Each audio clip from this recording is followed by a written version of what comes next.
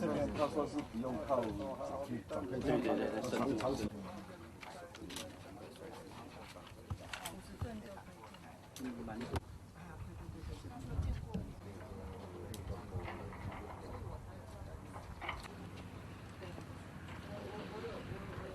经过了渔港的规划跟环境奖评估，还有中船师希望除了休息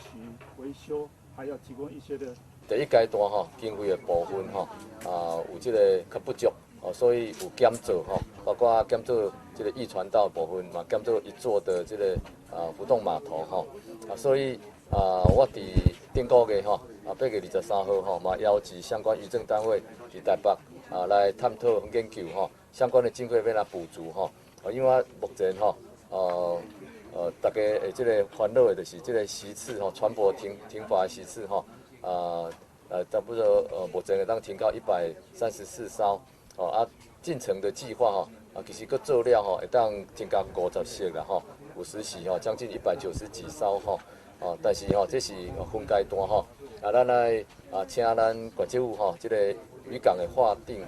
划设这个程序来赶办了会来送予这个渔业署，渔业署透过国发会相关的一个渔港渔业经营计划来申请补助我来持续关心所以后手佫有差不多几亿几亿的这样的经费，包括着我所讲的这个减作3点多亿，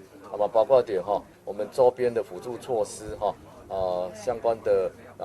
渔港的加油站、安检站相关的措施还有相关的一个辅助的设施，像制冰那补做整补这个鱼线相关的仓库等等这些设施也有几亿元所以后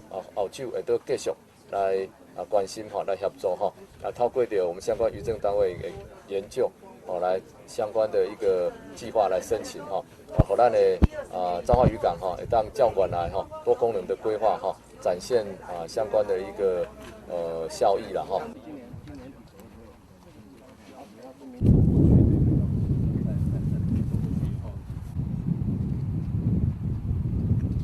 宝港这个状况就会改善。那从刚刚施工单位的报告里面，我们很清楚看到，2个浮动码头完成以后，还有目前初步的设施之后，可以停留190部嘛，190艘的船。所以我们希望说，这个渔港已经初步规划都完善，目前整个施工也照进度来进行。那希望说，在这个初步阶段完成以后，能够如期开港营运。那当然，后续很多整体的规划，刚刚委员也在关心，那我们也跟县政府这边在讲说，更完善的规划其实可以提出来，我们中央在行政院这边一定会全力来支持。